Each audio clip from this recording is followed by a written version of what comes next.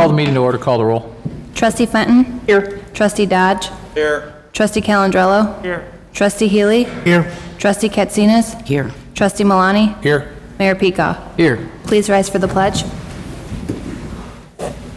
Pledge allegiance to the flag of the United States of America and to the republic for which it stands, one nation, under God, indivisible, with liberty and justice for all.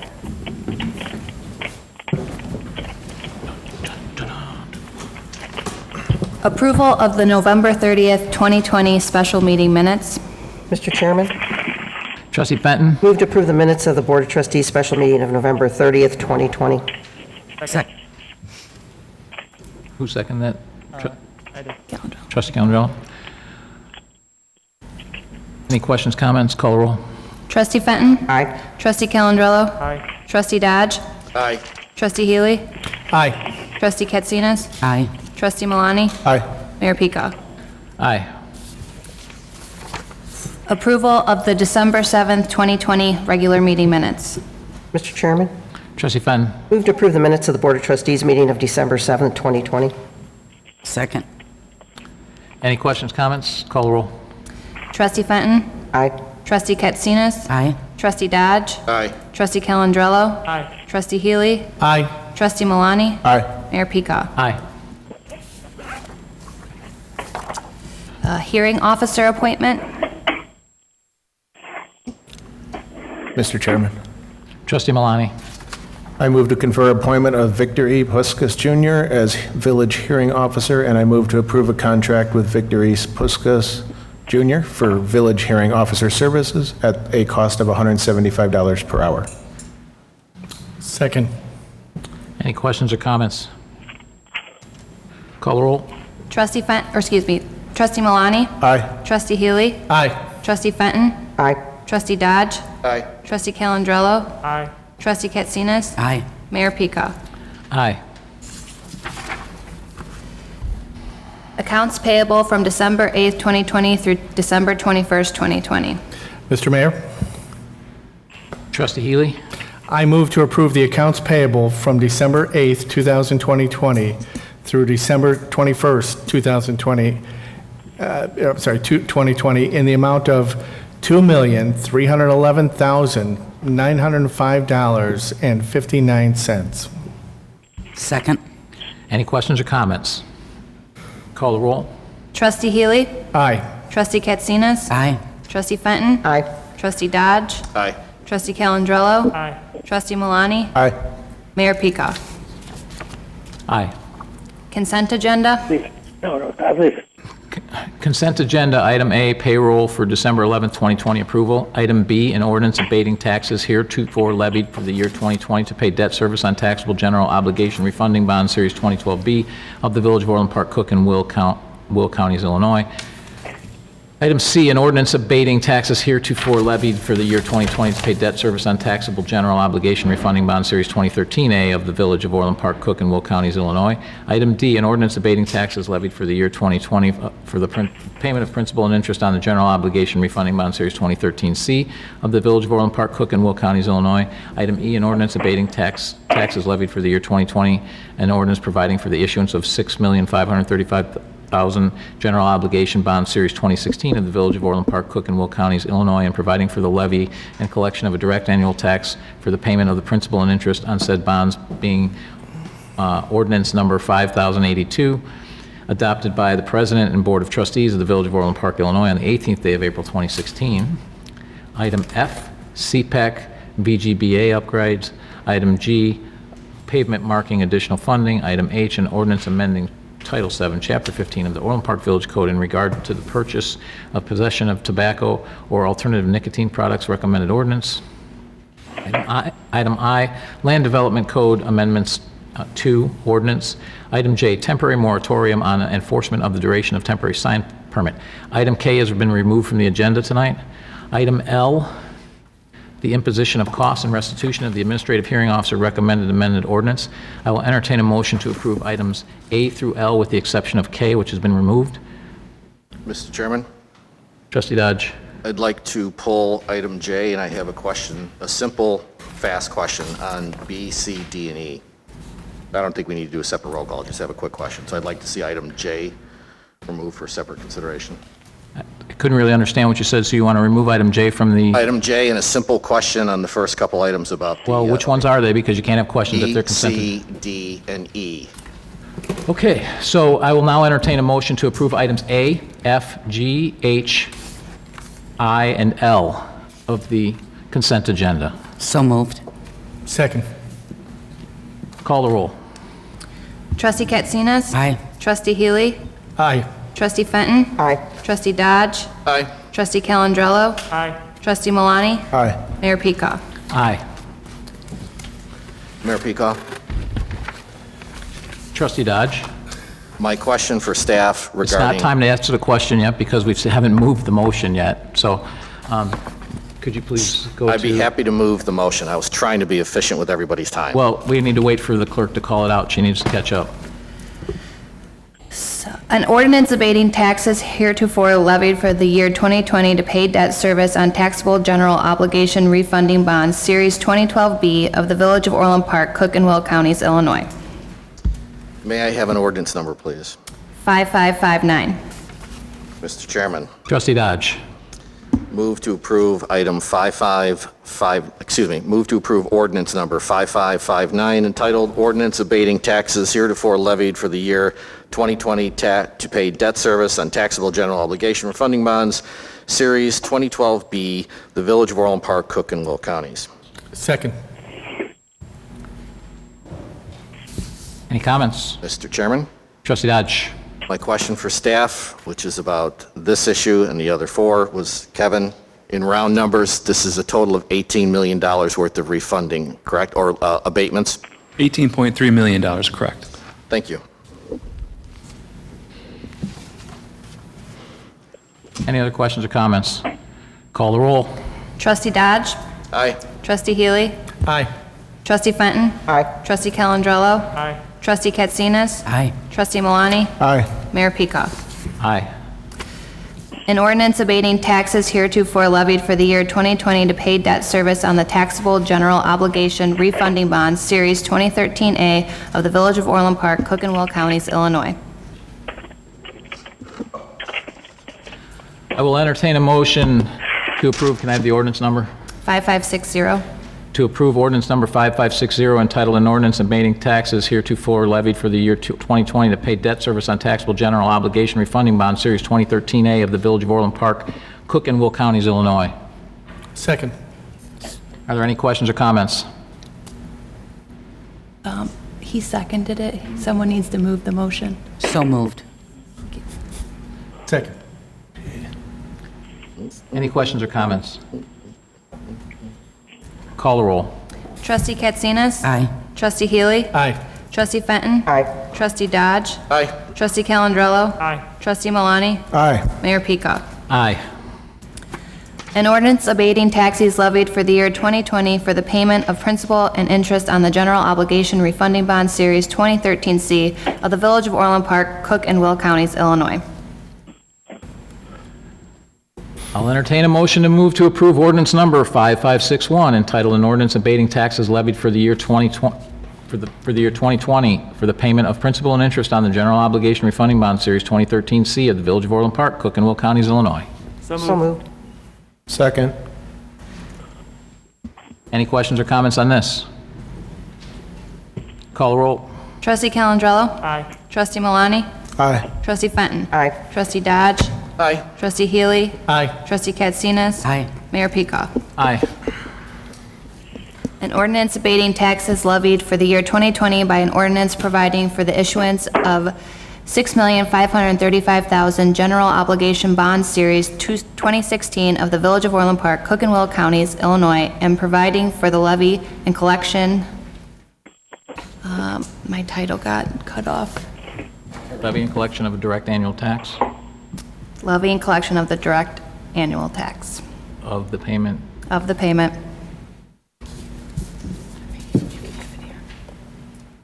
So of the payment of the principal and interest on said bonds being ordinance number 5082 adopted by the President and Board of Trustees of the Village of Orland Park.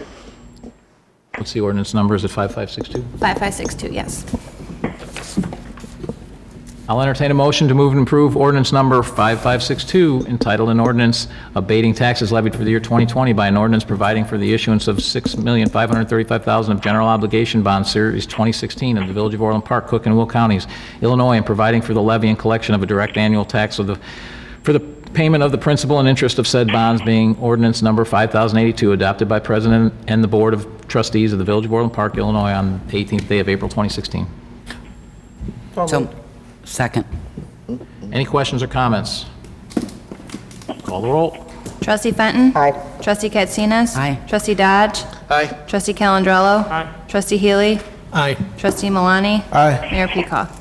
Aye. J. The public hearing. Oh, item J. Oh, I'm sorry. Temporary moratorium on enforcement of the duration of temporary sign permit. This number.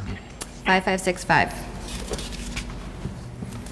I'll entertain a motion to move to pass ordinance number 5565, entitled an ordinance granting a temporary moratorium of enforcement of section 6-307.g.1.c of Village of Orland Park Land Development Code. So moved. Second. Any questions or comments? Mr. Chairman, Trustee Dodge. on the section 3, it states that this moratorium will last until 90 days after the state of Illinois enters Phase 5. I have a couple of questions for staff on that one. George, is that basically technically fully open under the whatever plan we're operating under these days from the state of Illinois? Yes, that's the final stage for the governor's plan. Okay.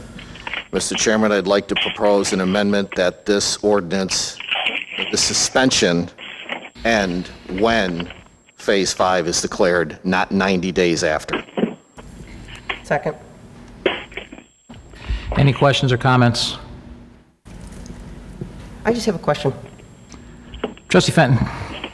George, so we're allowing, even though the governor's going to say that officially everybody is open, even though right now Orland Park is open, but, so in 90 days after that, you want to allow everybody to violate the sign ordinance?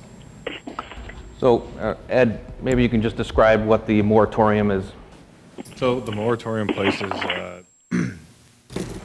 stops enforcement on the duration with which somebody could have a temporary sign permit. So in this case, a temporary banner is, instead of being limited to a specific amount of days, that duration that they could have that sign up is we're placing a moratorium on. So what we've discussed in the past was basically that some of the changes in operation due to COVID-19 have required them to put up this signage, and instead of them having to reapply as the restrictions change or as their operations change, this will allow them to have the temporary sign up for the duration of the restrictions. During the restrictions or after everything's open? I'm sorry? Can you clarify that? The 90 days, clarify when that starts. After Phase 5 is declared. So why would they have to have it out? This was the discussion that was had at the committee of the whole, and the That we motion approved. matched what is in the board item right now, 90 days after the state of Illinois enters Phase 5. Okay, but I'm just asking why. As a reminder, it was a 20-minute discussion amongst the board from the last committee of the whole, and it was voted on 6-1, including this. Mr. Chairman, sorry. I Trustee was Dod- going to say, the intent is that, we give them enough time to notify them that we're going to start enforcement, so that they're not immediately hit with code enforcement action too, as well. Mr. Chairman? Trustee Dodge. So, George, can you or Ed briefly touch on what we've started doing since that committee of the whole, where we talked about getting back on track to enforce it? That's my question, and I'll have a closing comment.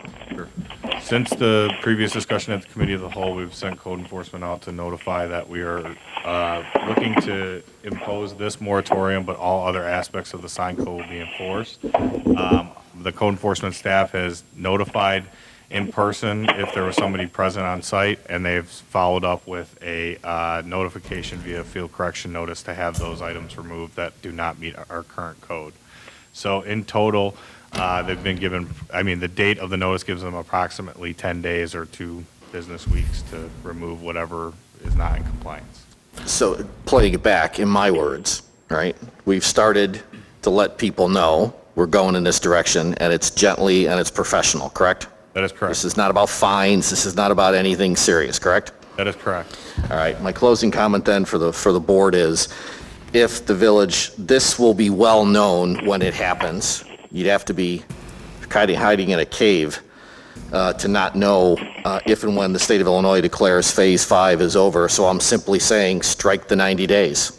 Let's do this, let's support our local businesses, but when the state declares Phase 5, we go back to enforcing our ordinance. That's the question, that's the amendment. Any other questions or comments on the amendment? Mr. Chairman, Trustee Malani? question for Ed. How many businesses have we had to discuss this with?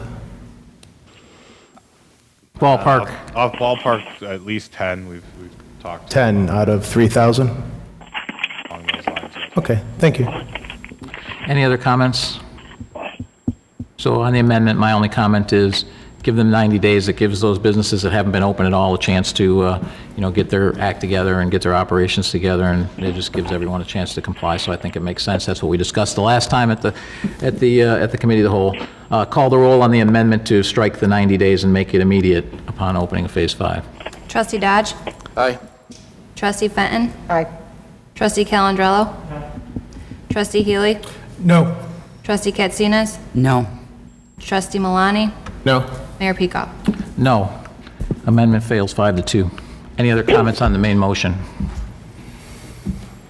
Call the roll. Trustee Calandrello? Aye. Trustee Katsinas? Aye. Trustee Fenton? Aye. Trustee Dodge? No. Trustee Healy? Aye. Trustee Malani? Aye. Mayor Peacock? Aye. Motion carries 6-1.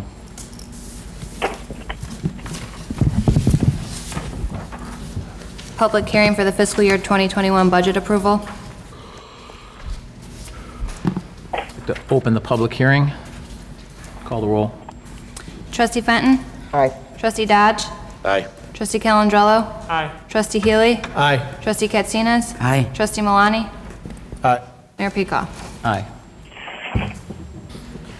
Are there any comments from the public on the public hearing? Any comments from the board? Mr. Chairman? Trustee Dodge? A couple of questions for George and Kevin. Just broadly, I'll ask, I'll have some comments later on the actual approval. Kevin, so typically, we have always used revenue coming in, not in the enterprise funds like water, but revenue from property tax, sales tax is a simplified example, to cover our operating expenses. We then used the balance broadly for capital, and then we went out to the markets for debt if we had other capital projects. Is that broadly your understanding of what we've done in the past?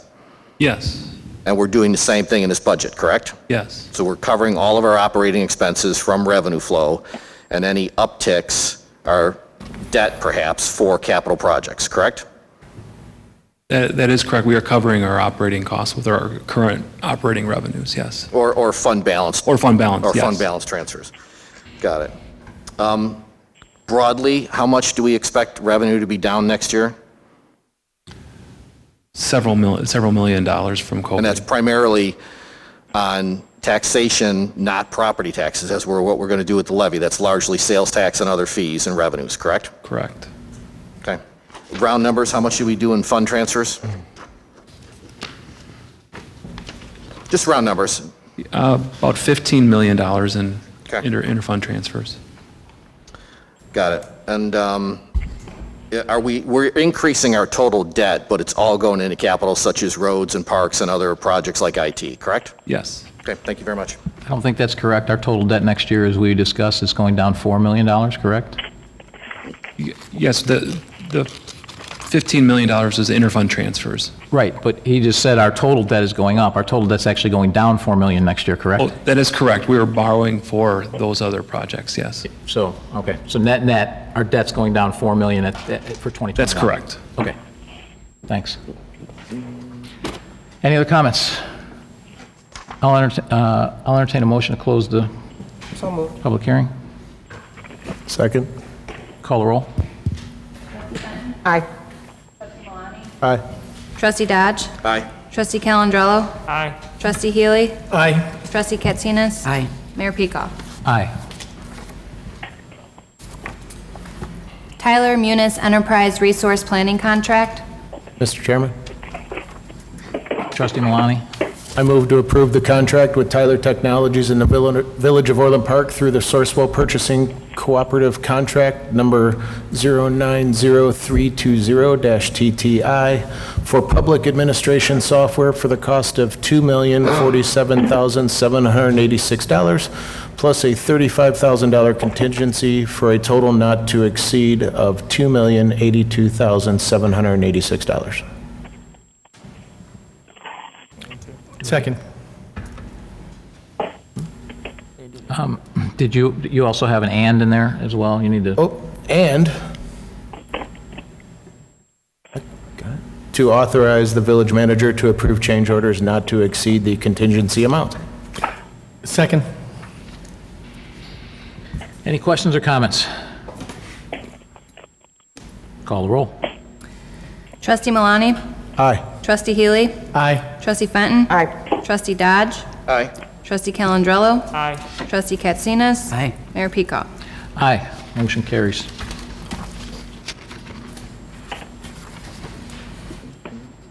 Village Code Amendment, Title V, Chapter 2, Section 7-10-I, Sign Permit Fees Ordinance. Mr. Mayor, Trustee Healy. can I have an ordinance, please? Ordinance number? 5567. I move to pass ordinance number 5567 entitled, "An Ordinance Amending Title V, Chapter 2, Section 5-2-7-10 of the Orland Park Village Code in regard to temporary sign permit fees." Second. Any questions or comments? Call the roll. Trustee Healy? Aye. Trustee Katsinas? Aye. Trustee Fenton? Aye. Trustee Dodge? Aye. Trustee Calendrello? Aye. Trustee Malani? Aye. Mayor Peacock? Aye. Taqueria Los Camales Inducement Agreements. Mr. Mayor? Chairman, Trustee Healy. I move to approve a sales tax sharing inducement agreement with Taqueria Los Camales as outlined above, pending approval of all village planning, zoning, and building requirements. second. Second. I did. Beat me to it. I didn't hear it. Oh, I did. Any questions or, well, first, if you'd like to come up and tell us a little bit about it and where it's going?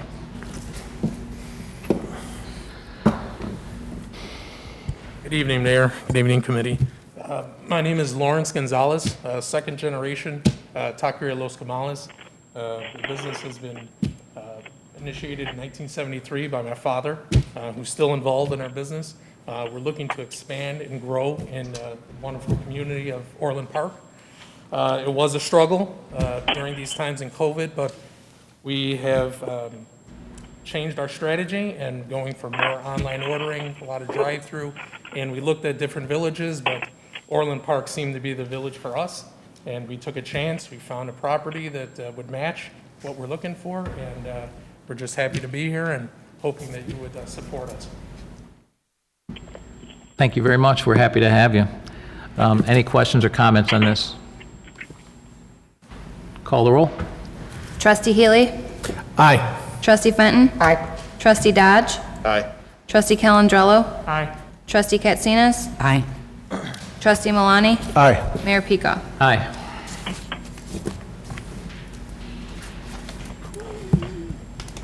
The Point Development Petition for Site Plan, Landscape Plan, Elevation, Subdivision, Special Use Permit with Modifications. Mr. Mayor? Trustee Healy. I move to approve a site plan, elevations, landscape plan, subdivision, and special use permit with modifications for the Point to allow for a building with a floor area greater than 50,000 square feet and to allow for attached dwellings in the VCD Village Center District as recommended at the December 8th, 2020 Plan Commission meeting and as fully referenced in the motion below. Second. Any questions or comments? Mayor Pico, Trustee Dodge? just making sure that everybody understands. It's for rental, correct? That's my understanding. Thank you. Any other questions or comments? Mr. Mayor? Trustee Katsinas? Ed, could you give us a little background? This has been in the works for quite a while, almost 10 years, if we're not mistaken. That's true. So this project is for the construction of 64 attached multifamily units on a 1.13 acre site at the northwest corner of 143rd and Southwest Highway. They've been in the works. Previous approvals occurred for this project in 2007 and most recently in July of 2018.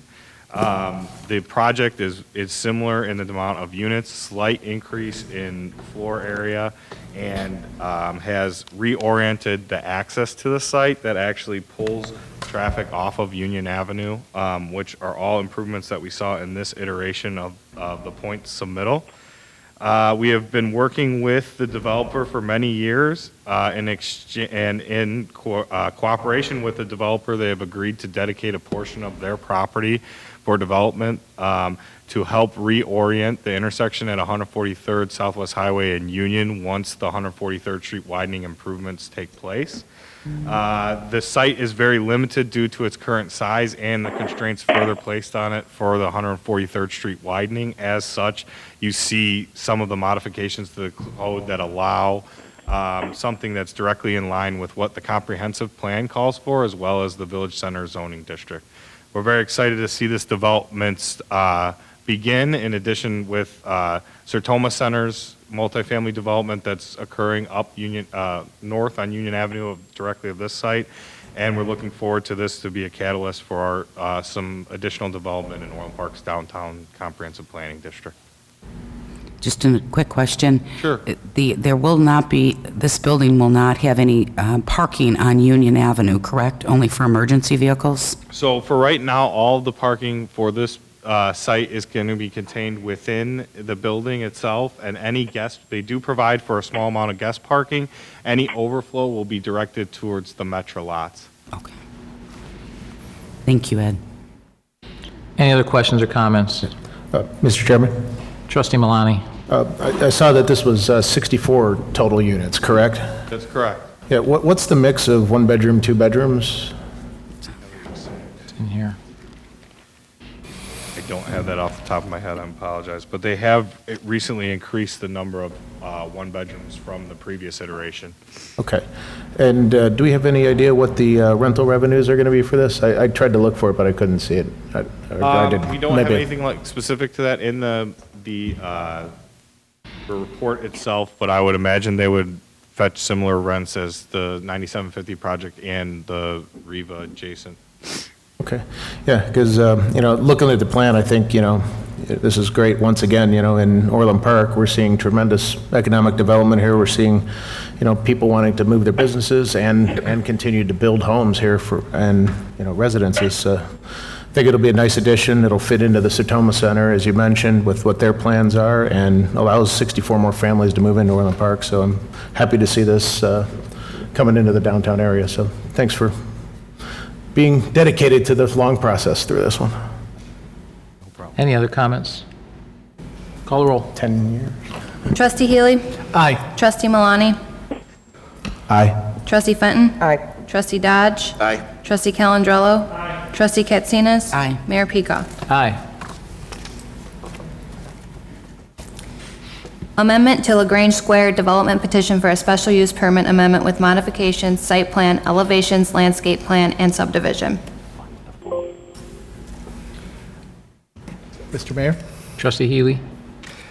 I move to approve a site plan, elevations, landscape plan, subdivision, and special use permit amendment, the Orland Square Planned Developments ordinance number 468 with modifications for LaGrange Square located at 45 Orland Square Drive to allow for a planned development with a total of 5 restaurants within 4 buildings, to allow for 3 restaurants with drive-through facilities in the core mixed-use district, as recommended at the December 8th, 2020 Plan Commission meeting and as fully referenced in the motion below.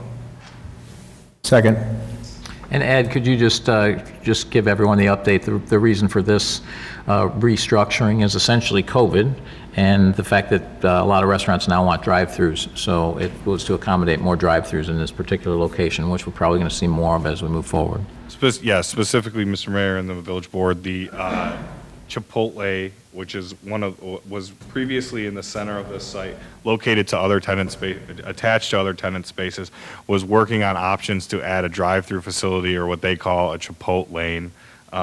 Really, what it is, it functions a little separately or somewhat differently than a normal drive-through. This is actually for their online ordering system. So they order online, you pay online, and it's basically just a pickup window. So this can help facilitate traffic a little bit more efficiently than a typical drive-through. But what they did is in order to accommodate Chipotle's request and still maintain the appropriate traffic flow for the remainder of the site, they actually separated that building from the middle multi-tenant building, and it will now take up a portion of the corner parcel closest to 151st and LaGrange Road. And yes, you're correct, that was all dictated by the changes due to the COVID-19 pandemic. Any other questions or comments? Call the roll. Trustee Healy?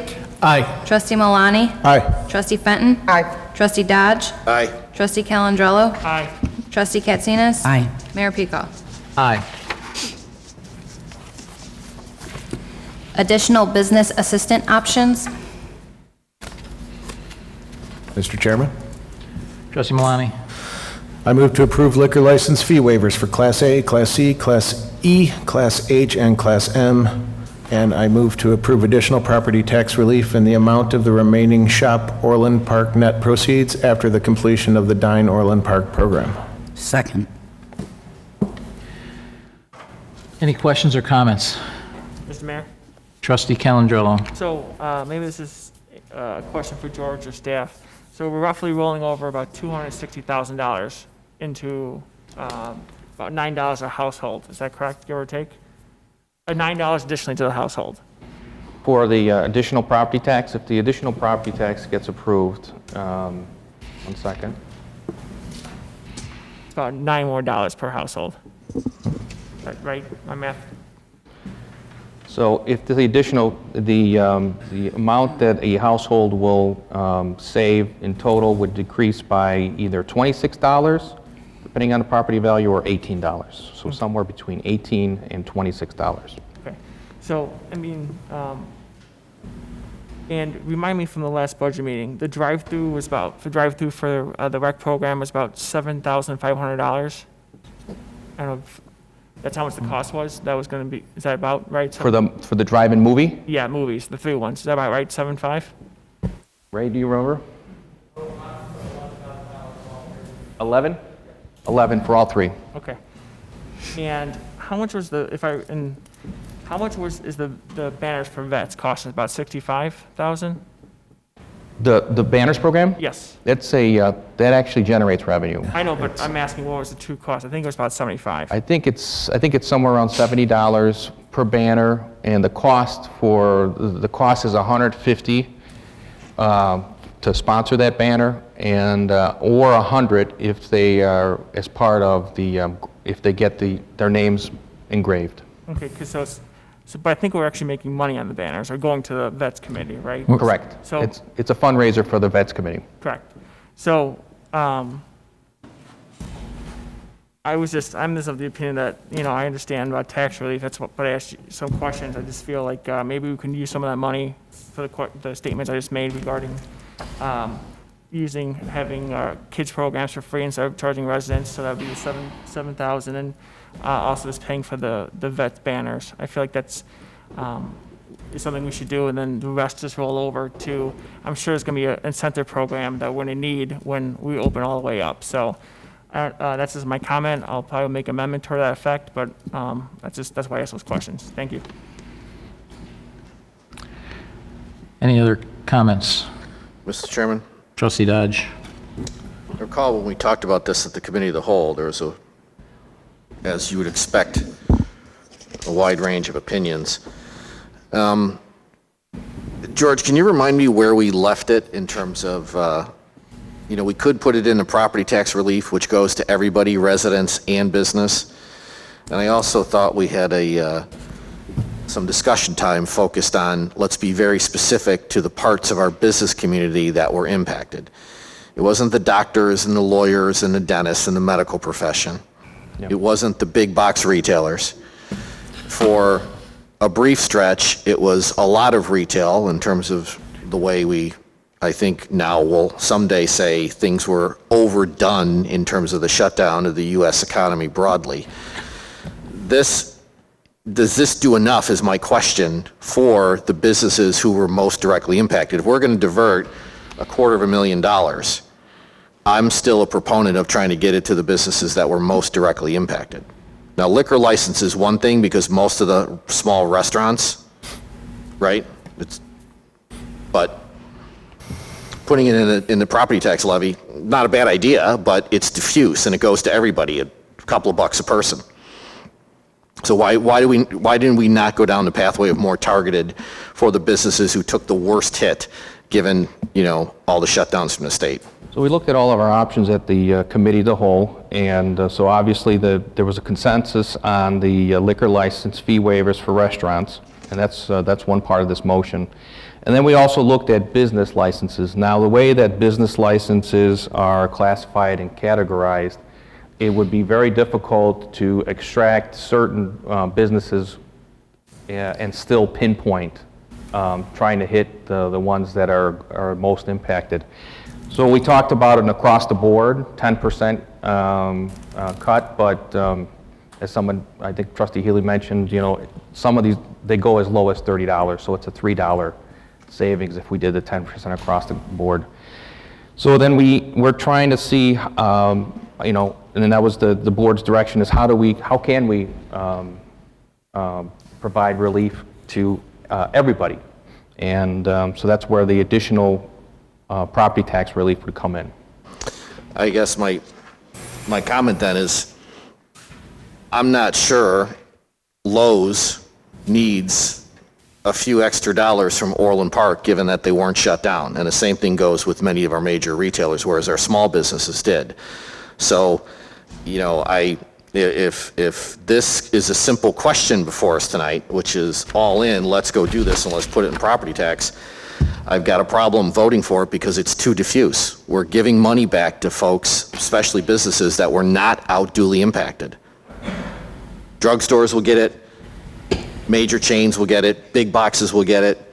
It's not necessarily focused. So if I had my preference, we would keep this and continue to debate how to spend this money to most suitably help the businesses who are unduly impacted by what was done to us by state of Illinois shutdowns.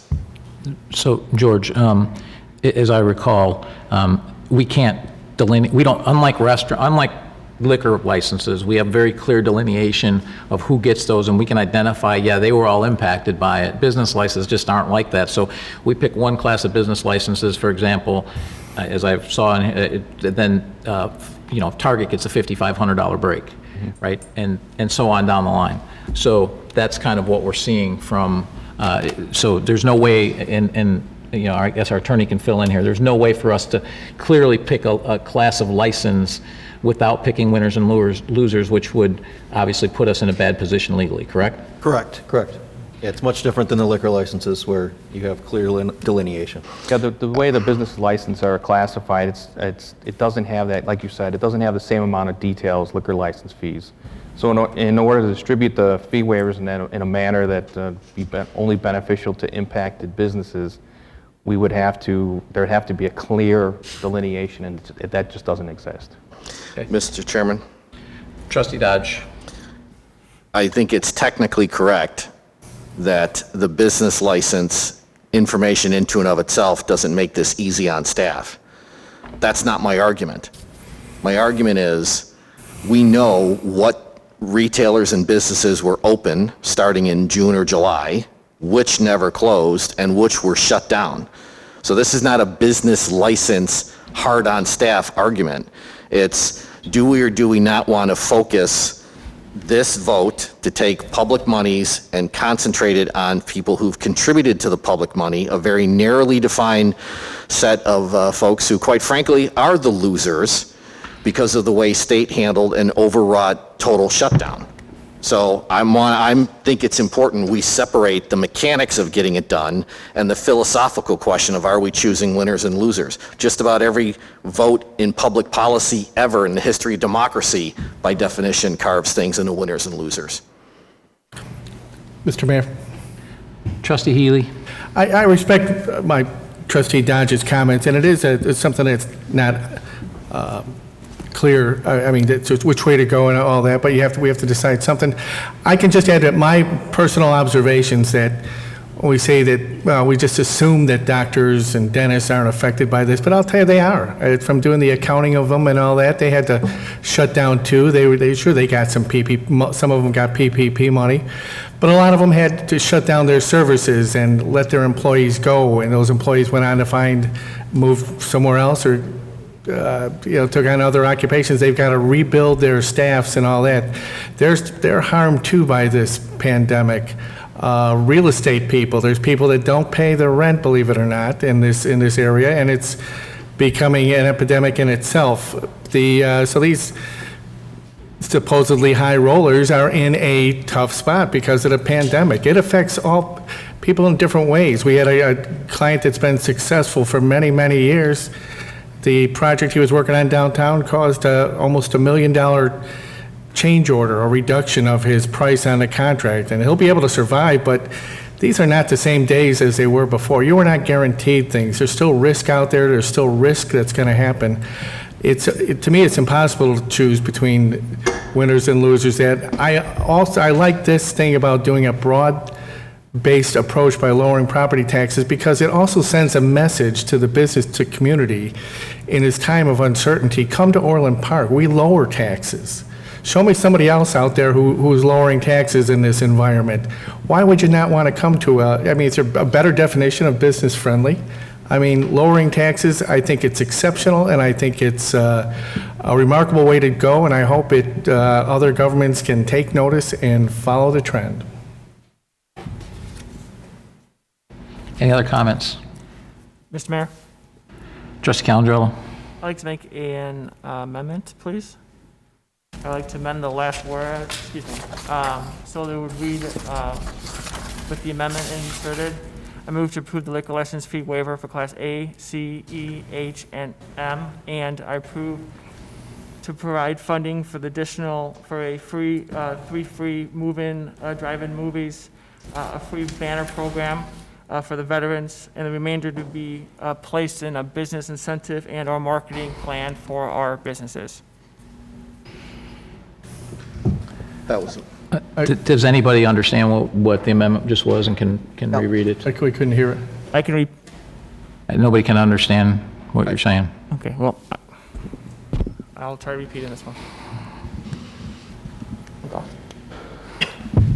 right, so the second amendment, the second clause would read, I move to approve making the drive-in movies, the 3 drive-in movies free with the funding. I move to let the veterans banners to be no cost. Of course, they can do optional, no cost. And finally, the remainder of the funds be put into an account for business incentives and or marketing planning after the pandemic is over in 2021.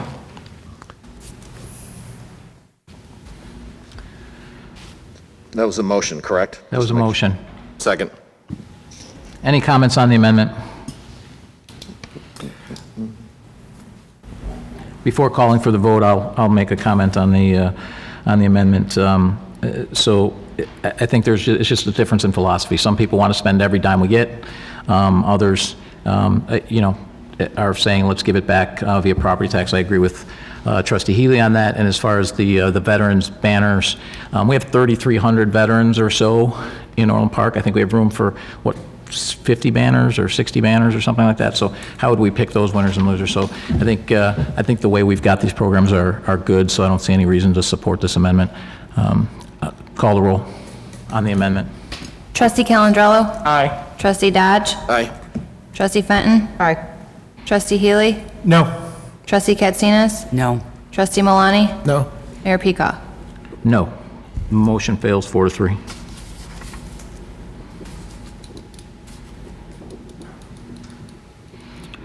Any other comments on the main motion? Call the roll. Trustee Malani. Aye. Trustee Katsinas. Aye. Trustee Fenton. Aye. Trustee Dodge. Aye. Trustee Calandrello. Aye. Trustee Healy. Aye. Mayor Peacock. Aye.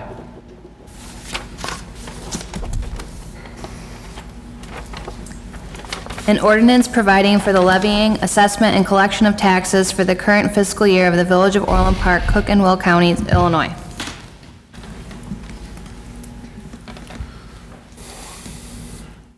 Mr. Chairman, Trustee Malani. ordinance number, please. 5568. I move to approve ordinance number 5568, entitled an ordinance providing for the levying, assessment, and collection of taxes for the current fiscal year of the Village of Orland Park, Cook and Will Counties, Illinois, with attachment 1 as presented at the December 7th, 2020 Truth in Taxation hearing for a total village levy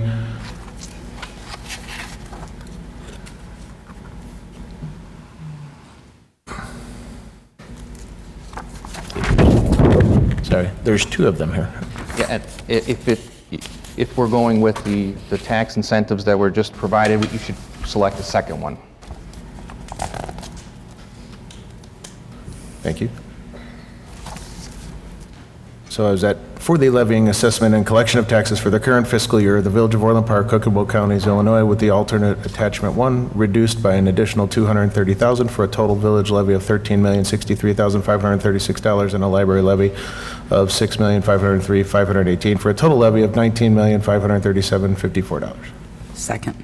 Can I just make one correction? It should be, I'm looking at the motion here, I believe it should be reduced by an additional 260. 260. So could you remake the whole motion? And do we need to also lower the total? The total levy's correct? It's off of 260 taken off of it, or is it 230 taken off of it? So could you get us the right number? Yeah, it's kind of important, guys. Kevin's working on that right now. Okay.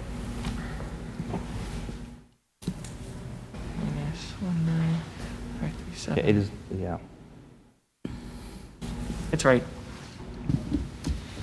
It's 260 off. Okay, so the total number there is correct? Okay, so Trustee Malani, try it again. Yes, take two. I move to approve ordinance number 5568, entitled an ordinance providing for the levying, assessment, and collection of taxes for the current fiscal year of the Village of Orland Park, Cook and Will Counties, Illinois, with the alternate attachment 1 reduced by an additional $260,000 for a total village levy of $13,063,536 and a library levy of $6,503,518 for a total levy of $19,537,054. Second. I don't think that's correct. I don't think the number's correct. Say that again? I think it's still off by 30,000. Well, if we can just give Kevin just 1 second. 13,033. What? 13,033. Right. And then All right, Mr. I got it. you got to take I will, 30,000. what's the ordinance number? 5568. I'll entertain a motion to approve ordinance number 5568, entitled an ordinance providing for the levy, assessment, and collection of taxes for the current fiscal year of the Village of Orland Park, Cook and Will Counties, Illinois, with the alternate attachment 1 reducing by an additional $260,000 for a total village levy of $13,033,536 and a library levy of $6,503,518 for a total levy of $19,507,054. So moved. Second. Any questions or comments? Mr. Chairman, Trustee Dodge. just wanted to make sure we're getting full value. We don't have 10-minute meetings. I get it. I get the reason. I get the timing.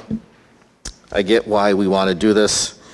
You know, my intention is to vote for this. Clearly, I've tried to make a case for doing things differently. dutifully heard, dutifully voted down. I think there was other ways to have accomplished similar good things for the Village of Orland Park, but practical matter, we have to do this tonight. Here we are. Any other questions or comments? Call the roll. Trustee Malani? Aye. Trustee Katsinas? Aye.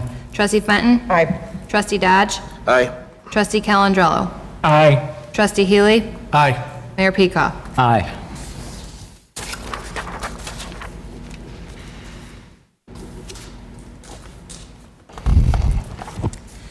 An ordinance adopting the annual budget for the fiscal year commencing on January 1st, 2021 and ending on December 31st, 2021 for the Village of Orland Park, Cook and Will County, Illinois. Mr. Mayor, Trustee Healy. could I have an ordinance number, please? 5569. I move to approve ordinance number 5569 entitled "An Ordinance Adopting the Annual Budget for the Fiscal Year Commencing on January 1st, 2021 and ending on December 31st, 2021 for the Village of Orland Park, Cook and Will Counties, Illinois." Second. Any comments? Call the roll. Mr. Chairman, Trustee Dodge. for the record, I was trying to see if anybody else wanted to go first. There's things in this budget that I like, and there's things in this budget that I don't. We could have handled things differently with the levy, as we've discussed. It's pretty clear that budgets can change, and I sincerely hope that going forward, that Orland Park continues to have the financial strength that it's had historically, and has the financial mass and scale and quality of its ratings from the bond agencies to keep doing what we're doing. So I'm hopeful. And I sincerely hope that when we get to the other side of this COVID pandemic, that as everybody in the consumer industry is talking about, there's an expected durable change in people shifting to online, which impacts us from a revenue perspective. A lot of our development agreements lately have needed incentives, continuing programs that we've had for a long time. And as I see the ebb and flow of our total debt loads, it feels to me like a lot of the things that have been in the works and planned for years are happening pretty much on course. As debt rolls off, it allows us to focus ourselves on other projects. So I plan on voting for this. Any other comments? Call the roll. Trustee Healy? Aye. Trustee Fenton? Aye. Trustee Dodge? Aye. Trustee Calandrello? Aye. Trustee Katsinas? Aye. Trustee Malani? Aye. Mayor Peacock? Aye. An ordinance amending Title IV, Chapter 3 of the of the Orland Park Village Code to establish new water and sewer rates. Mr. Chairman, Trustee Fenton. move to approve ordinance number 5570 entitled "An Ordinance Amending Title IV, Chapter 3 of the Orland Park Village Code to establish new water and sewer rates." Second.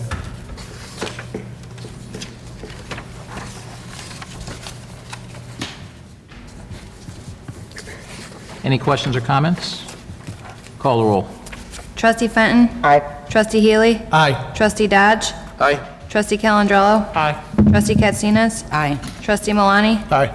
Mayor Peacock? Aye.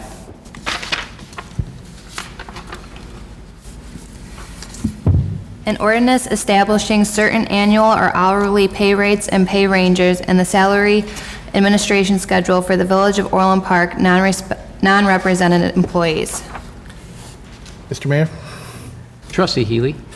it's ordinance number 5571. I move to approve ordinance 5571 entitled "An Ordinance Establishing Certain Annual or Hourly Pay Rates and Pay Ranges and the Salary Administration Schedule for the Village of Orland Park Non-Represented Employees." Second. Any questions or comments? Call the roll. Trustee Healy? Aye. Trustee Fenton? Aye. Trustee Dodge? Aye. Trustee Calandrello? Aye. Trustee Katsinas? Aye. Trustee Malani? Aye. Mayor Peacock? Aye. Amend Title 7, Chapter 4, Number of Class A5 Liquor License Ordinance. Mr. Chairman, Trustee Malani. I move to pass ordinance number 5572 entitled An Ordinance Amending Title 7, Chapter 4 of the Orland Park Municipal Code regarding the available number of Class A liquor licenses issued by the Village of Orland Park, Cook and Will Counties, Illinois. Second.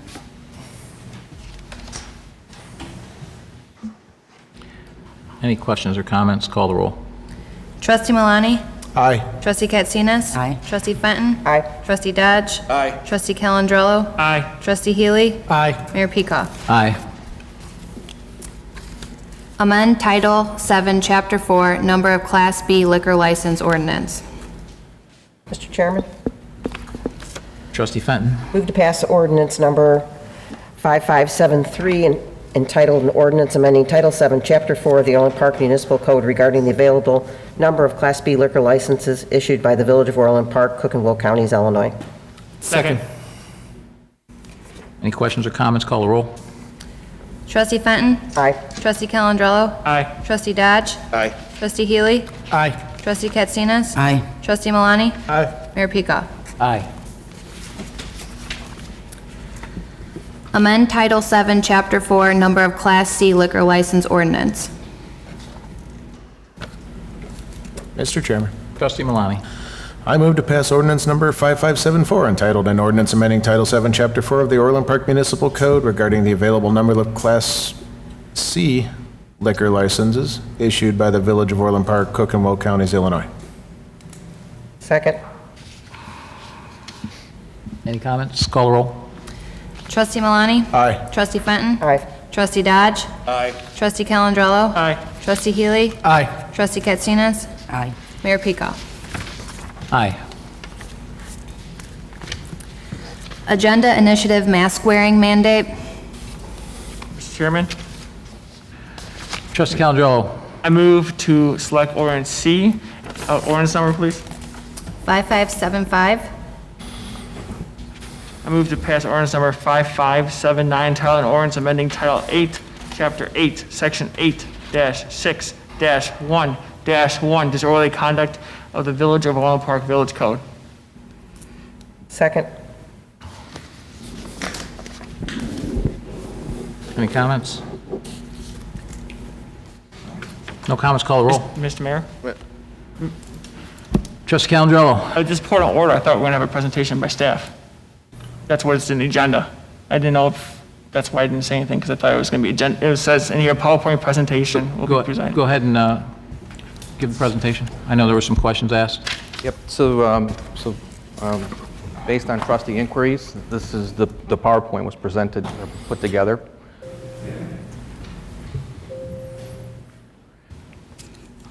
So the first question was, please compare cases, deaths, and mitigation measures for Illinois, New York, California, Florida, Georgia, and Sweden. So what this chart demonstrates is those 6 jurisdictions. It includes the number of cases, the deaths, their population, the initial date of significant mitigation measures, and then whether or not they currently require masks. And that's what this chart shows here. Please compare cases, deaths, and mitigation measures. Again, this is the total number of social distancing mandates, and it's the same order as in the previous one: New York, California, Illinois, Florida, and Georgia. We weren't able to compare to Sweden. They only recently started imposing mandates. But what this shows is the New York, California, and Illinois have between 6 and 10 mandates currently. Florida and Georgia have between 1 and 5. This one is the 7-day average indexed to the Illinois population. Illinois here is the orange slide, so pretty much everybody is kind of tracking here. And so then this one is indexed, the 7-day average indexed to Illinois population. So when you index to population, you can see that as far as Illinois, our daily deaths are much higher than the other jurisdictions. And Illinois, as we know, has a significant number of mandates in place. So then this slide here shows the combined Region 7 and 10 outbreaks by location. As everybody is aware by now, long-term care facilities, we ended here, but it's actually 464 long-term care facilities where outbreaks occurred. And then the rest of this chart just goes through the list. There is no bars, one restaurant, and then there's 2 retail sales locations that had outbreaks. So then the other question was, what are the CDC and WHO recommendations regarding masks? So the CDC is still studying the effectiveness of different types of masks. They recommend that decision makers should apply a risk-based approach. Masks offer some protection to you and those around you. Masks may not be necessary when you are outside by yourself, always away from others. As we know, COVID spreads mainly through respiratory droplets, and it's especially important to wear a mask when you are unable to stay at least 6 feet apart.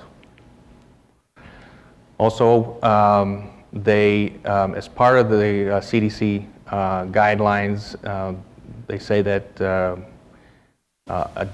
a mask should not be worn for those under 2 years and under. They shouldn't be worn if you have trouble breathing. They shouldn't be worn if you're unable to remove the mask, and masks may be difficult to wear for some with sensory, cognitive, and behavioral issues. So this is WHO's benefits and drawbacks.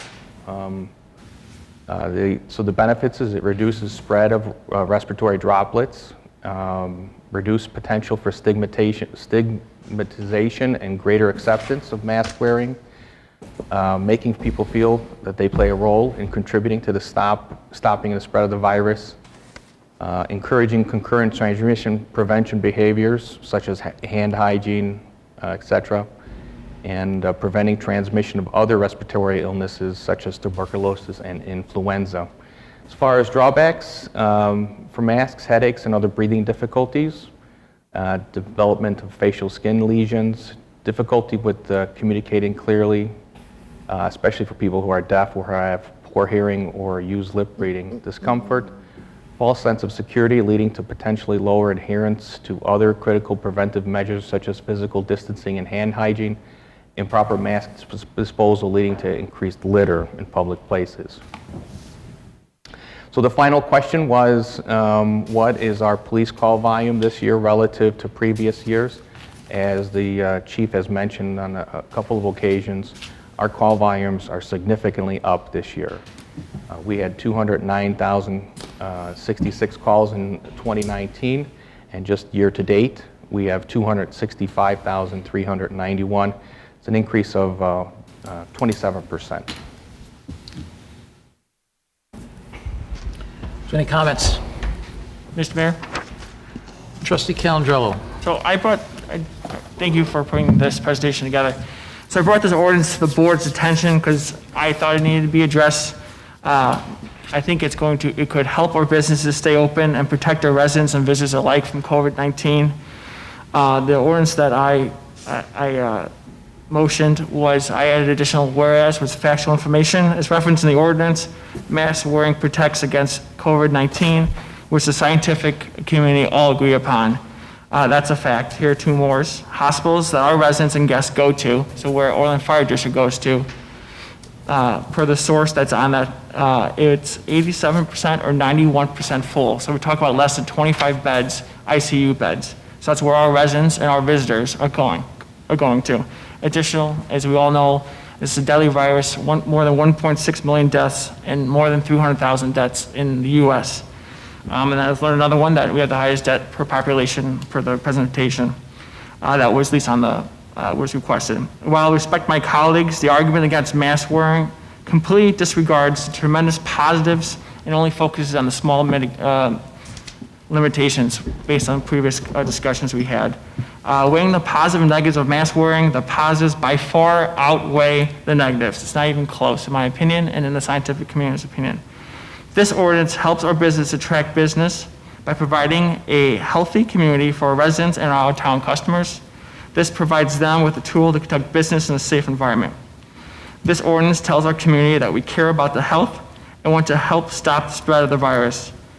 Also, a fact that wasn't put up there was that our chief and our village manager learned that New Lenox had 0 tickets written and 0 warnings given since the passage of their ordinance.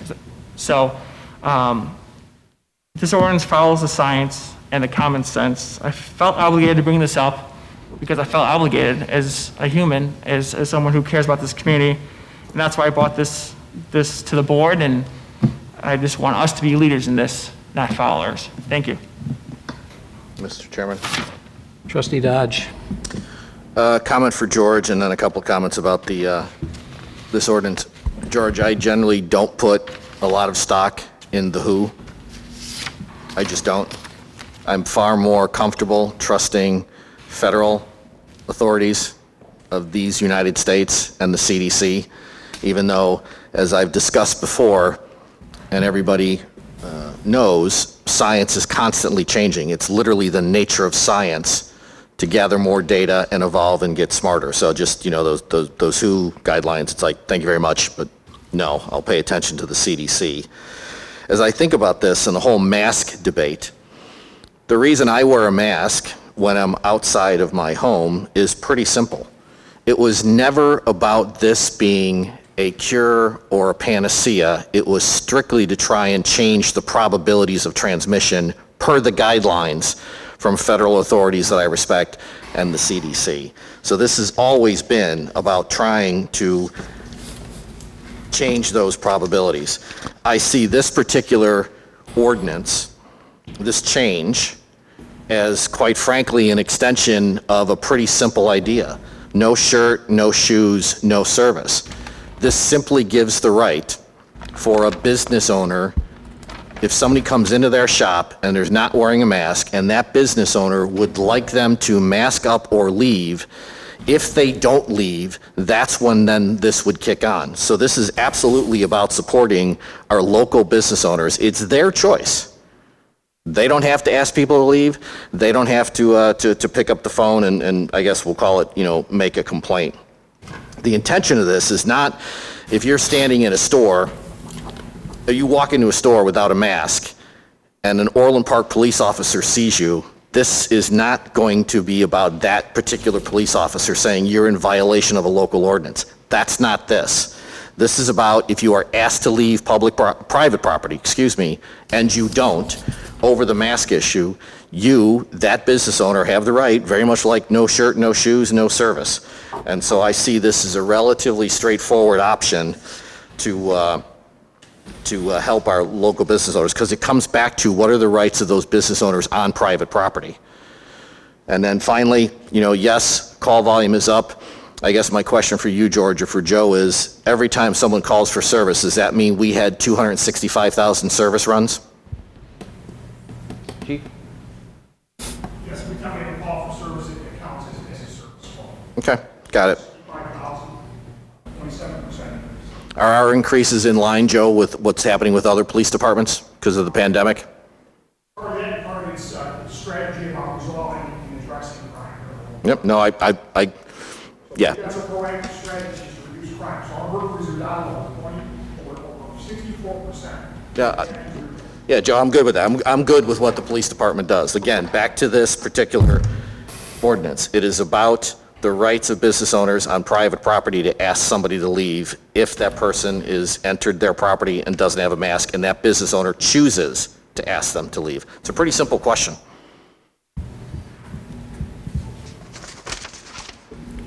Any other comments? Mr. Mayor? Trustee Katsinas? As I said previously, the state has already mandated the use of masks as of May 1. Reading through the ordinances, played out some scenarios that might take place in the real world if we were to pass this. A business could call the police for someone refusing to wear a mask, which would be considered trespassing. The police respond. According to this, the person unmasked gets a mask, and so does the business. You mean gets a Why? fine? Pardon me? You mean get a fine or get a mask? No, the person gets a mask. Well, they get a fine. Fine, Yeah. for not having, but why would they ever call? And according to this too, a 4-year-old can be charged with disorderly conduct. How about a 2-year-old? How long will the parent have to be considered allowing the time for a child to remain struggling with them, that doesn't want to wear a mask that's 3 years old? Will the business get fined? According to this, the child in the business could get fined. How do you stay 6 feet away from a server, a cashier, a hostess at a place of business, as the ordinance suggests? Do you have to throw your payment or scream across the restaurant to place your order, or the drive-through window, or going into the counter? There's a lot of folks that use professional services of a salon. If you have to have a mask on, a salon or a barber, how do we handle that with this ordinance? And are we going to rely on private citizens to report non-mask wearing? Do we have to put undercover officers in random businesses to check to see that this is enforced? We have a significant 27% increase in our call volume. Is our switchboards going to light up with finger pointing? And quite honestly, I've been to big box stores, I've been to the mall, I've been to Jewel, Mariano's. As a citizen, I went in there and asked them if they had any issues with people wearing masks. In countless Orland Park businesses, not a single one of them shared with me that they had an issue with this. A gal at a store, I won't say which one, said initially when the pandemic hit, yes, they had a problem. But she said, now people you wear your pants in the store, she said to me. And I said, what? She says, it's like wearing your clothes into a store. People know to wear a mask. Those that don't have them or walk in, a lot of them forgot it. Maybe a man in his car and he went out and got it. So I guess if there's a problem, I could see attempting to fix it. But I don't see a problem here in my personal experience. And I think there's a lot of issues with this ordinance that is such gray area that we can get ourselves in a whole lot of trouble trying to enforce. Thank you. Any other comments? Mr. Chairman? Trustee Malani? First, a question, going back to one of the slides. What defined an outbreak? What is the magic number that defines an outbreak? I believe from the state it's 5. 5, okay. Five cases. So some of the outbreaks, as I recall, I think we looked at the top 10 outbreaks are long-term care facilities and prisons. Some of them are as high as 1,000. Sure. But anything over 5. Okay. So if we look at things like restaurants, bars, and retail establishments, I'm sure we're not talking about hundreds of people in this particular outbreak. Okay. So to go back to what I said at the committee of the whole, and I'll basically repeat what I said then. I feel, one, this is a little too late to start suggesting this 9 months into the pandemic. And two, this is ridiculous to think that we want to take valuable resources from our police force to take the time and patrol areas for people wearing masks, especially during the Christmas holidays when their primary function is keeping our village the safest in the area. Currently, restaurants, bars, and businesses not only have the right, as Trustee Dodge said, they're also responsible enforcing the restrictions that they feel are the best for their businesses and their customers. So no shirts, no service. They have the right, and they are responsible for enforcing those if they choose to. And that seems to be working from everything I've seen and from what I've observed. And we're all aware of the guidance from the CDC. We saw it up here today. I mean, it's pretty simple, and we hear it over and over. It's stay home if you're sick, wash and sanitize your hands, social distance, and wear a mask when you cannot.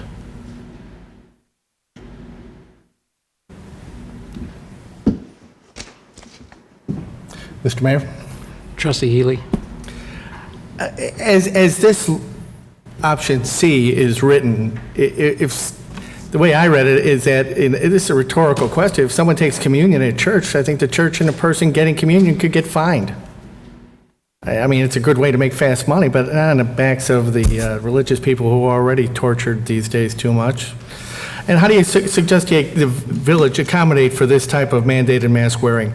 It'll require the police department to get way more involved, probably take away from those proactive police efforts that Chief Mitchell referred to. How many hours of police time is it going to take? We don't know. How many, where's it going to pull from? Traffic safety, investigations? You got to pull them from somewhere. It just, which area of public safety will it suffer to ensure that people who stand in a restaurant without a mask after sitting with one for hours are ticketed and fined? It's a little dicey for me, the way this law is worded.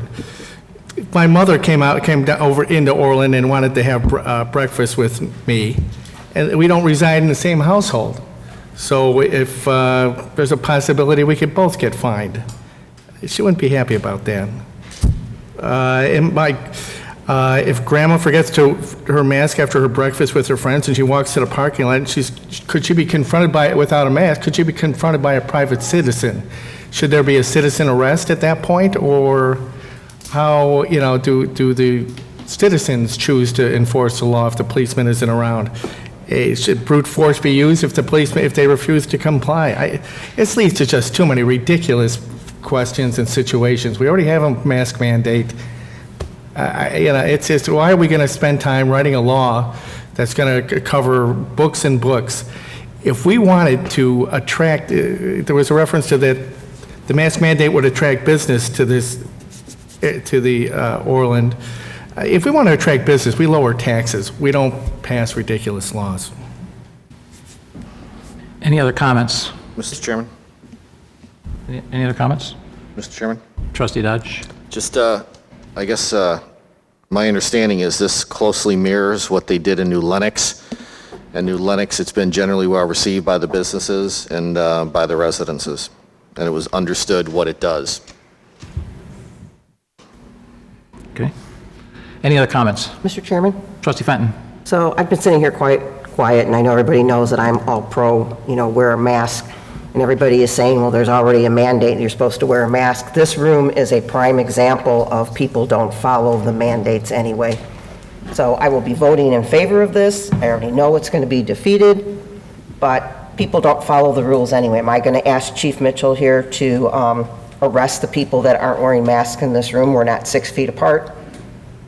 But, so it's up to each individual to be responsible for how they feel about the people around them and whether or not they care enough to be responsible citizens in the United States of America, which is free, but it's also free for me not to get exposed to somebody else who could be, asymptomatic. We could be walking around with it, you don't even know you have it. So, people don't follow the rules anyway, so just like stop signs, they're there for a purpose to stop, and people don't stop, they roll right through them. So, that's it. Any other comments? Mr. Mayor, Trustee Calandrello? just a couple quick comments. This ordinance is about mask wearing and helping our business and protecting our community. New Lenox, we talked about, has 0 warnings and 0 tickets written in. One trustee commented about how it was well received by the business community. This ordinance could have been enforced through a non-police branch of our government, could have been enforced by different ways. That's, of course, if people believe in this and we would have worked out the issue together as a board without taxing our police. I understand our police are the best in the world, and I talk about that every time, and every time I can. But again, it just seems like the majority doesn't believe in the mask wearing and the enforcement. Well, with all due respect to the hypotheticals, this called thing discretion. I don't think anyone's going to arrest me when I take communion at church. There's a religious aspect there. So while I love the imagination, I think it's a little far-stretched of some of those, and with all due respect. I do want to thank everyone for their comments. Again, it's my belief that this ordinance will protect our community, our residents, and non-residents alike. It would help our business community because it shows people will be safe and would want to come to Orland Park because they understand that we respect the science and the health. I really didn't want to, we have all had relatives who have been in the hospital and you couldn't have visited them. I don't want to go through the dramas of what this COVID's costing us, not being able to visit someone who's sick for a non-COVID related offense. I personally had someone in that and had that issue. This was going to help our community. This is going to help our frontline workers getting the virus behind us. And I brought this up because I felt obligated and I felt like this was the right thing to do. And when I'm done with, as a board member, I can say I did this for the right reason and I did it and I can sleep well. So thank you. Any other comments? Mr. Chairman? Trustee Malani? I just thought of something here. How do we are going to actually determine the validity of of a violation? I mean, is this something we're going to actually have to go in and review footage of? I mean, are we going to talk to the business owner, or are we just going to take the butcher's word for it? I mean, how are we going to actually decide who's violating this? I'll wait for an answer. Nobody has one, right? Because we can't, right? Okay. Second of all, people with pre-existing medical conditions, so kids with things like autism, people with COPD, people with asthma, people with anxiety. Are we going to have to start buying ID cards to say, hey, I have a medical condition and I can't wear a mask because it'll actually interfere with my life, possibly more than wearing it?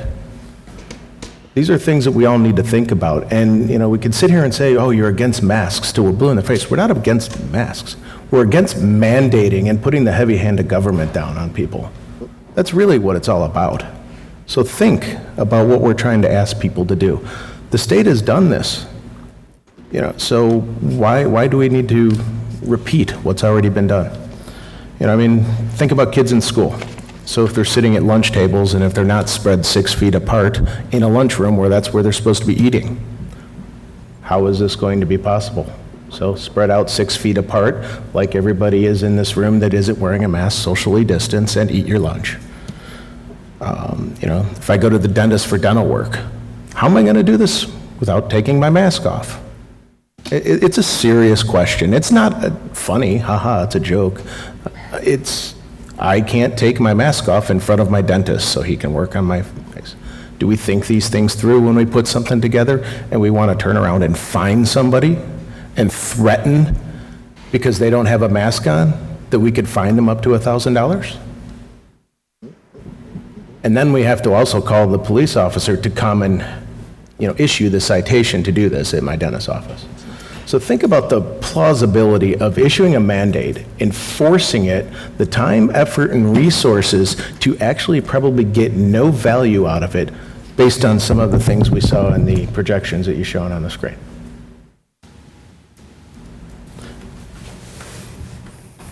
Any other comments? So before I call for the vote, there's a few things here. One is it is simply incorrect that this ordinance simply says that a business just has to call and it's about trespassing. That already exists, does it not? If they currently refuse to wear a mask and won't leave the store and they call, it's trespassing, correct? Correct. So that already exists. This is a new ordinance with a $1,000 fine, okay? Some of the statistics that were given, I can tell you today we had another situation report, and since about the week of Thanksgiving, the total COVID hospitalizations, COVID-like, because we don't track COVID and flu separately anymore, we just track it all together, is down about 40% in our area hospitals. The ICU bed usage is down between 35 and 65% in our area hospitals for COVID and ICU, okay, for COVID and flu. Now, I had a conversation today with one of our hospitals, and they're full. And they're full because a lot of people haven't gone to the doctor for other illnesses. They said they're absolutely slammed with other illnesses that are very bad. So if I can make one recommendation to everyone in Orland Park, if you don't feel good, go to your doctor. Don't let it get to a point where you've got to be admitted into the hospital for it, because a lot of that is happening because people are afraid to go to the doctor because of COVID. That's the biggest thing they're seeing right now. So that's important to say. But this ordinance, like I said, it's a $1,000 fine. And according to that, we're going to charge everyone with disorderly conduct. Disorderly conduct, here's some of the things that are disorderly conduct: riot, disturbance, openly lewd acts, animal abuse, destruction or defacement of property, pulling a false alarm fire, making a bomb threat, lying to a police officer, those are all disorderly conduct, okay? That's what we're equating this to. And I can tell you, you're saying this is going to attract people to business, it's good for business. Nothing says welcome to Orland Park like, we're going to fine you $1,000 if you don't wear a mask. That's just, people are just going to love, there's flock in here because of that. Under this ordinance, as Trustee Katsinas has pointed out, an infant not wearing a mask could be ticketed. Because that's the way this is written. It's a law, don't write a bad one, doesn't make any sense. While we're at it, if you're exercising, we need to wear a mask. That includes, that decreases oxygen flow, increases the danger that people have while they're working out, but they can be ticketed. There's no exceptions here for anyone who has, as I believe Trustee Malani pointed out, that has a pre-existing condition that precludes them from wearing a mask. There's no exception in here for that, none.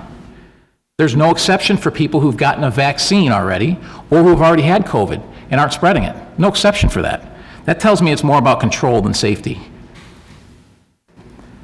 We have worked very, very hard to implement community policing here and to have our police foster great relationships in the Orland Park community.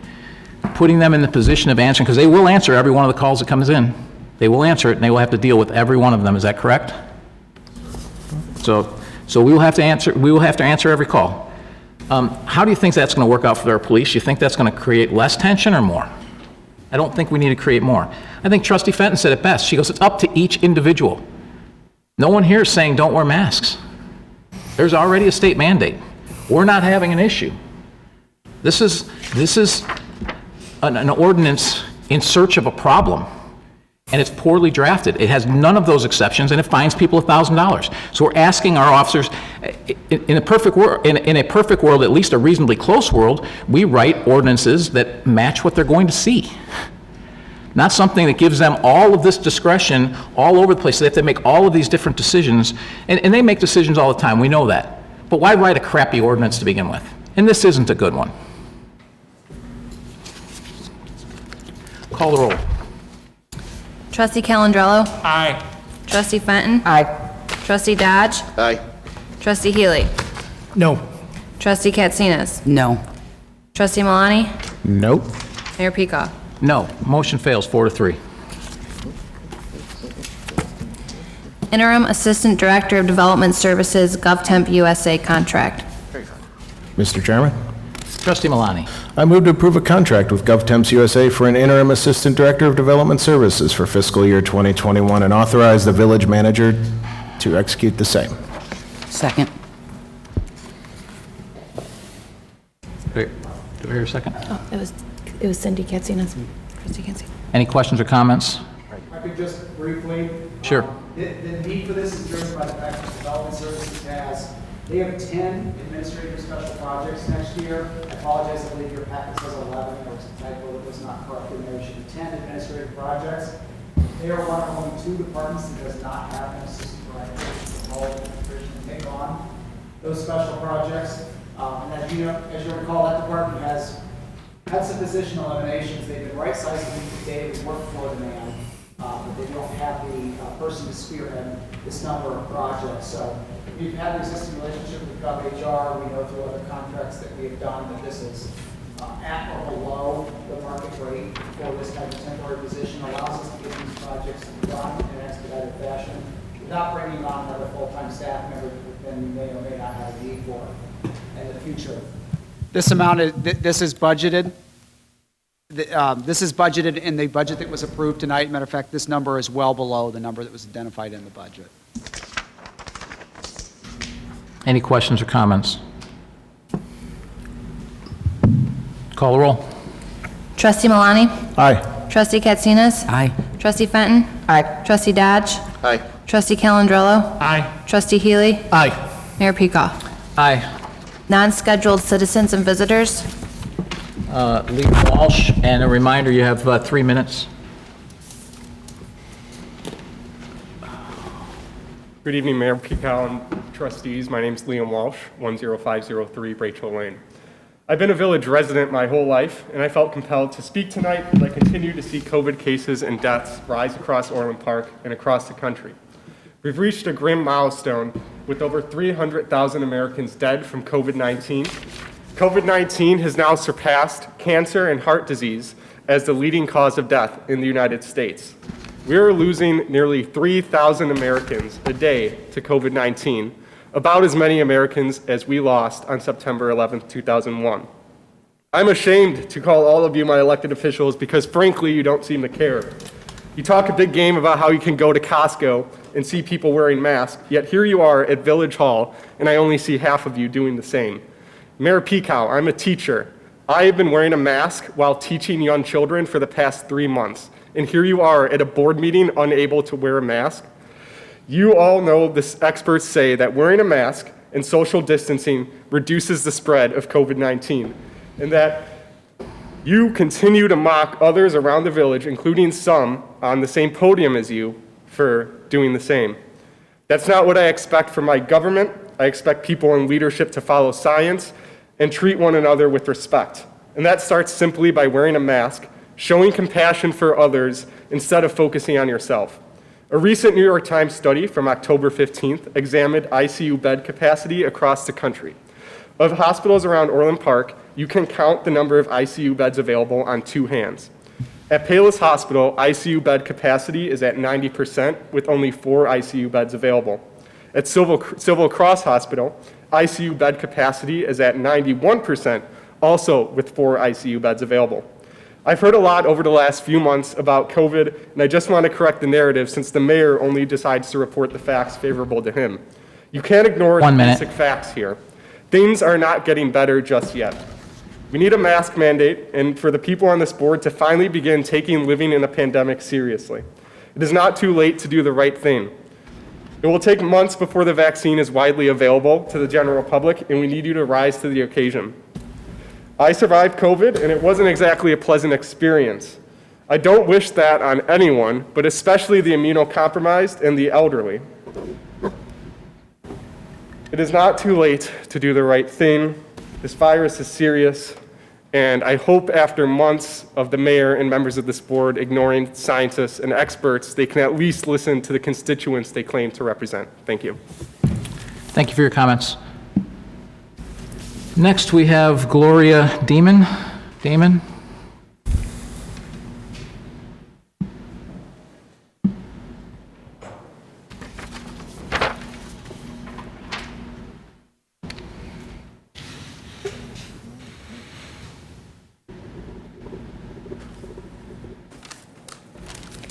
Hi, I'm Gloria Oman, and I'm a police dispatcher for the village. I have been since 2001.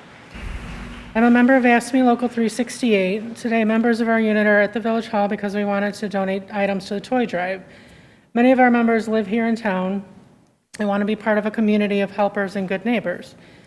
We are also here because we are in negotiations with the village for a successor agreement. Our last one expired in May of 2019. We stand today to ask for respect and fairness in our contract. Respect for employees who have worked hard through COVID-19 and are still working hard through COVID-19. When some of the employees of the village had the fortune to work from home, we never had that option. We ask for respect for the work we do, respect for our knowledge, our expertise, and our experience, all which lead to an appreciated and more productive staff during these hard times. But really, our contract is about respect for the people of Orland Park, whom we serve. A fair contract ensures that public servants want to bring and keep their talents in Orland Park. We want this community to be the best place for people to live, work, and raise a family. The services our unit provides to the community helps make that more of a reality. We keep roads clear, we keep parks safe, and we answer community calls for help. Tonight, we are asking the village board to answer our call for a fair contract. We look forward to continued discussions with the village in the new year, and we hope that those discussions help both parties reach a fair and equitable resolution soon. Thank you for your time. Merry Christmas to all, and here's to a better 2021. Thank you for your comments. Merry Christmas. Any other residents to speak? Board comments. Trustee Fenton. I'd like to congratulate Sarah at the museum for having another successful event. The Hamilton presentation was a huge success, and the program is still, all our programs are doing very well this past year. I'd like to take this opportunity to thank our Public Works and Parks Department for all the beautiful decorations that were put up, and their continued maintenance of all those decorations, and I wish them a great snow season. I know they're hard workers. They're out there when everybody else is cuddled up in their house with their fireplace going in their fuzzy pajamas and fuzzy slippers, and they have to be out there in the snow and the cold, so good luck for the season coming up.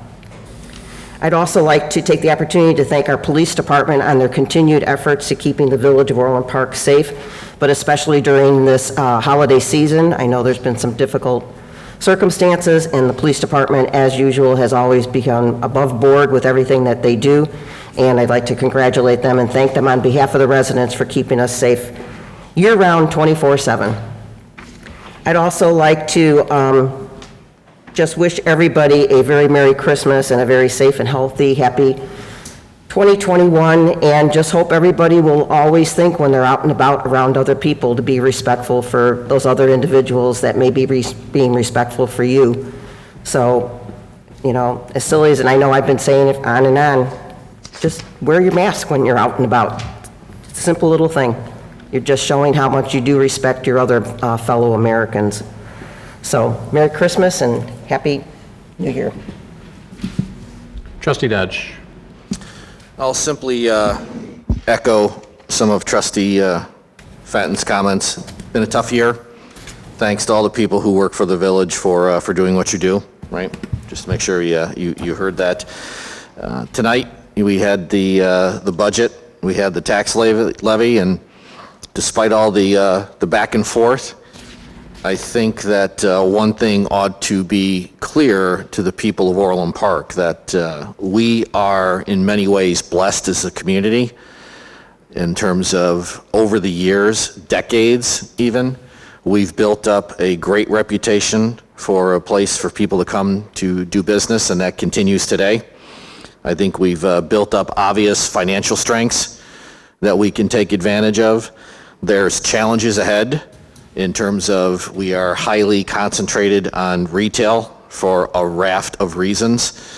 Retail in America, retail in the world is changing drastically as we speak because of COVID. And then going forward, let's see how we as a community come together and do the right things for our town. So it's not just about the last dollar and cents to perhaps, you know, check a box. It's about doing the right thing for this as a community. And, you know, I'm hopeful in some ways for Orland's future, and quite simply, Merry Christmas and Happy New Year. Trustee Calangelo. Just want to echo a lot of what people are saying. Of course, thank the police department and all our public works, parks, all our village staff for all the hard work they did this year. This is the last meeting of 2020. I think we're all welcoming 2021. Hopefully, we'll have the disease will be under control. I also want to thank Kevin. This is your first budget, so you got through it. Thank you for your professionalism and everyone's professionalism, George and the whole staff. So I know it's tough to shrink everything down and whatnot. So congratulations on that. And I do want to thank all the board members for their hard work this year. I know we had some discussions and disagreements. Sometimes we wish we could help each other a little bit more and not call each other's names or whatnot, but I appreciate the compassion and the ability to work when we can work together. And then if we have disagreements, we respectfully say we disagree, and we do that. So that's the way that I think good government runs, and I try my best to do that. So with that, I wish everyone a Merry Christmas, a Happy New Year, and we'll see you in 2021. Trustee Healy. I just have two comments. One is, I've mentioned a couple times about how the Cook County has robbed us of our COVID money proceeds that Congress allotted us. We were supposed to get $9.5 million. We ended up with $500,000, a 95% haircut. I find it ironic then that the Cook County last week declared another holiday for its employees, giving money away for no work. it's just ironic, and I have to laugh just because I can't cry. On another note, I ask myself, what am I more afraid of? The virus, rebukes from my neighbors, or the loss of what used to be called the American way? And I'm not afraid of the virus. I'm not afraid of rebukes from my neighbors, but I do see the country drifting away. I do see the loss of the intentional destruction of the family by some in our country. And I see that, Thanksgiving, breaking up the family unit for that. Christmas, again, breaking up the family unit. I think that we should relish our memories of America, of Christmas past, because they may never be as good as they are right now. So with that, Merry Christmas. Trustee Katsinas. Thank you. I ask that everyone continue to support Orland Park businesses, especially during the holiday season, and our small businesses in particular and family-owned. I want to recognize our police department in some outstanding work they've done recently. It's been shared on social media. They do an outstanding job keeping not only our residents but our visitors very, very safe. And for that, we owe every man and woman on the street and our administration a great deal of gratitude. So thank you, Chief Joe, and please share that with your troop. Thank you. And also wish everyone a very Merry Christmas, and we'll see y'all next year. Trustee Malani. First off, I'd like to officially welcome Los Camales to Orland Park. I think it might actually be a welcome back, because I thought they were here once before, but either way. It's nice because we're continuing to add new businesses and new places to live in our village, and I'm very happy and very proud of the progress that we continue to make. We've adopted our 2021 budget this year, and it's amazing the amount of projects we have scheduled for 2021. A lot of great capital improvements that we're going to see here and benefit our residents. I just wanted to remind everybody the Children's New Year's event coming up on the 31st, so if you can check that out on our website if you'd like more information on that. And most importantly, I'd like to wish everyone a healthy and safe Merry Christmas, Happy New Year, and a Happy Holidays to everyone. Thank you. Thank you all for your comments. So one of the things I wanted to share tonight, because it was new information today, and it's new information that hasn't been released by the state, hasn't been released by the county, either county. But I had a meeting, like I said, today with the hospital, and I found out today that the Moderna vaccine is also being delivered this week. So here we are in calls weekly about the vaccine program, and we don't know that they're being delivered because the state doesn't tell us and the county doesn't tell us. I know everyone here is shocked by that. But it's great news that we're getting it, okay? It sure would be nice if we were kept in the loop so that we knew and we could keep you in the loop, but I'm doing what I can right here to let you know. I don't know how many doses are being delivered, but I do know doses are being delivered to our local hospitals. I don't know if not informing us is incompetence or intentional. I couldn't tell you either way, not acceptable. But I will continue to let everyone know what we know. And, I know George keeps the board informed. I try and keep the public informed as well. So we try and get that information out. We also do it through social media as well to try and keep you as informed as we can. So here's what we do know. The Pfizer vaccine was delivered and administered last week. And at the nearby hospital, actually all of their staff did not want to take it, so they weren't mandated to, and so they then called EMS, and so some of our EMS in the area took it. That particular vaccine has 5 days to get administered because it has to be kept below 70 degrees Celsius or 66 or something like that, so very cold, and there's not a lot of storage for it, so it has 5 days from the time they pull that out to get it in someone's arms. The Moderna vaccine, on the other hand, has a 30-day shelf life with more regular care as far as how it gets held and stored. So, but both of them do require 2 doses, and they still have to work through the frontline workers and EMS workers. And I think today there was a recommendation from the federal government on who would be next. So essential workers and people over 75 was a recommendation, but that hasn't officially come down. So that's what we know. So I thought it was important to just keep everyone in the loop. It's good news that we're seeing that. We're seeing two different vaccines that are out there, and so obviously it helps the supply chain so that more people can get it, and hopefully we can return to as normal as possible before too long. Also, I think it's important to point out tonight, the Toys R Us was, is going to put restaurants in.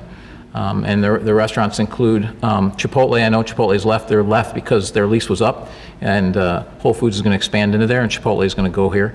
But they needed a drive-through lane, so that's why that happened. Panera is going to move over there, and then we also have a new Raising Cane's coming in there. So we have restaurants going in there. We also lowered the property tax tonight. That's the village leading by example, so that's very good that we did that. I think the village led by example all year long, and I really want to thank staff. I think the AFSCME folks have left, but if they're still out there listening, I think they did a great job. Our police did a great job. I mean, the entire staff did a phenomenal job, because what we did all year long is instead of saying, no, we can't do things, that's the easy solution. The easy solution is to say, no, we can't do things. No, we can't open. No, we should shut down everything. No, restaurants are closed. No, all events are closed. That's the easy thing to do. Any person can do that.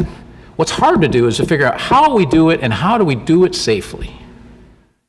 Well, we did all those events, and we did them differently. In fact, in many cases, we set the example for people in the country on how to do it. We get calls about how to do this. How did you do this?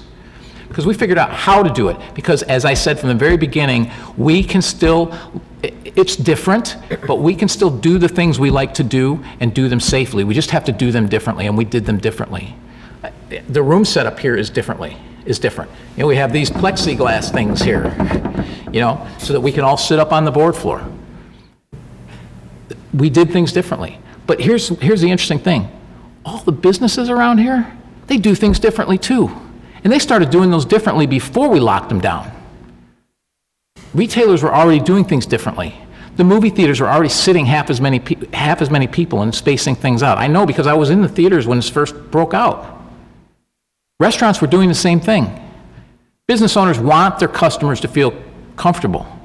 Instead of the heavy hand of government, let's give them the information they need to make good decisions, because they've proven, the people of Orland Park have proven, that we can keep making good decisions.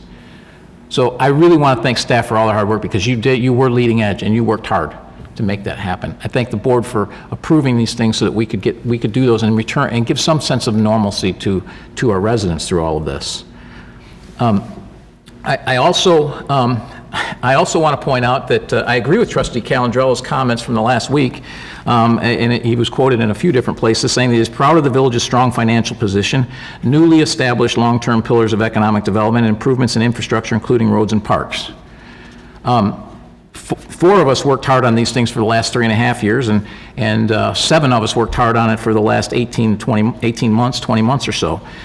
We lowered our staff by 9.5%. We cut our operating budget by 14%. We lowered our debt by over $40 million over 3 years.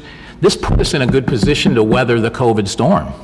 In the last 18 months, we also increased our spending on and improvements on our parks and our roads, and did a phenomenal job. And we were able to continue to do that because we put ourselves in a strong financial position and made some very good choices at a time when things were good, instead of waiting till things got bad. So we planned and prepared. So that's what allowed us to handle it this year, and hopefully will help us handle it going forward. I also have to give a strong commendation to our police department for continuing to do a great job. They've been treated with great disrespect in a couple of recent incidents, and that's very, very unfortunate. I think it's a testimony to our times. Those people, as you know, Chief, and I think our officers know, do not represent the people of Orland Park. The people of Orland Park have great respect for our police department, as do all of us on the board floor. I know the overwhelming majority of our residents support the police and appreciate the work that they do. This will be the lowest number of crimes we've had in 27 years, barring something crazy in the last 10 days, by a fair margin. And that's a testimony to this board, but that's a testimony to the boards that have been here for the last 30, 40 years that have kept Orland Park safe. It's a testimony to all those boards, because every board that I know of has placed a premium in that. I felt safe growing up. I felt safe raising my kids here. I still feel safe here in Orland Park. And sure, there's a lot of pressures. We know there's a lot of pressures, but it's the work that collectively all of the trustees and boards have done over 30 or 40 years that have made the difference to make this happen.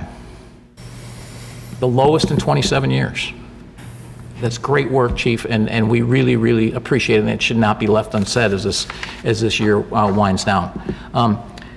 So to end everything, everyone, please, enjoy your family, enjoy your friends over Christmas. Be safe, but enjoy them. We need to be with, we're social animals, we need to be with people. So you all know what all the safety measures are by now. If you're not, you're living under a rock. So please go out and enjoy your family, enjoy your friends. Have a very Merry Christmas. And for those of you who don't celebrate Christmas, have very happy holidays. I hope everyone has a wonderful new year, and I look forward to seeing all the staff and the board back here after the new year. With that, I'll take a motion to adjourn. So moved. Second. Call the roll. Trustee Fenton? Aye. Trustee Katsinas? Aye. Trustee Dodge?